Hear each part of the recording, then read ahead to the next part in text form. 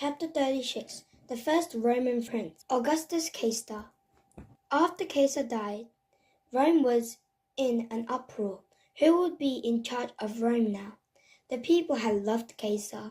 They were angry about his death. Some of the senators were angry about Caesar's death too. Other senators were glad that Caesar was gone. The senators quarreled with each other. The people of Rome were restless. Fights broke out. Rome was a mess, and no one was in charge. Caesar's nephew, Octavian, was only 19 when Caesar had died. But he had inherited all of Caesar's money because he was Caesar's adopted son. He took Caesar's money and threw a big party in memory of Caesar. The party lasted 10 days, and the whole city of Rome was invited. Then Octavian gave presents and money to every poor family in Rome. Suddenly, Octavian was very popular. The people of Rome loved him because he was so generous. The army loved him because he was Caesar's adopted son. When he saw how popular he was, Octavian went to the Senate and demanded to be made a consul.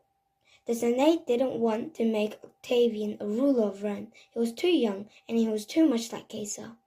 Once he had power as a consul, he could start to work towards being a king. But the people of Rome and the army wanted Octavian to be a consul, and the Senate was afraid to say no. So Octavian became a consul of Rome. Just like Julius Caesar, he led the army into nearby countries and conquered them for Rome. Just like Julius Caesar, he made the Roman Empire bigger and richer. But Octavian didn't make the same mistakes that Caesar had made. He knew that Caesar had made the Senate angry when he demanded to be called king. Octavian wanted to be like Cincinnatus instead. We read the story of Cincinnatus a few days ago. He was taking care of his grapes when the Senate asked him to be the head of the army. But when all the Romans asked him to be king, he gave his power back to the Senate and went back to taking care of his grapes. One day, Octavian called the whole Senate together. "I have made Rome bigger and wealthier than ever," he said. "Now there is peace all over the Roman Empire. No one is fighting. No enemies are attacking us. Rome is strong and healthy. So I had decided to quit my job. I don't need to be a consul anymore. I won't lead the army anymore. You can be in charge from now on." The senators should have been pleased by this, but Octavian had become popular with the people, and they knew that the people would protest if he left the government. They might even re-up. And then the other ambitious Romans would begin to fight for power. A civil war might break out, so they protested. "But you brought peace to Rome. If you stop being a consul, Rome will fall apart again. Please stay and be on a consul." No, Octavian said. "Rome shouldn't have a king. And if I stay, people will want me to be king. I'm just a Roman citizen like everyone else." "We won't call you king then," the senators promised him. "We'll call you the first citizen instead." Then the whole Senate met together and voted to make Octavian the first citizen of Rome. In Latin, the word for first citizen is princeps.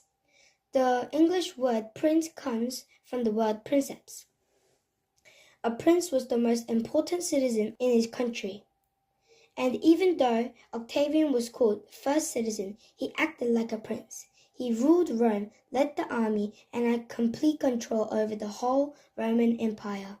He was actually the first emperor of Rome. The Senate also gave Octavian a new name. His old name was Octavian Caesar because he was Caesar's adopted son, but his new name was Augustus Caesar. Augustus means blessed and majestic. To show how much they honored Augustus Caesar, the Senate even decided to name a month of the year after him.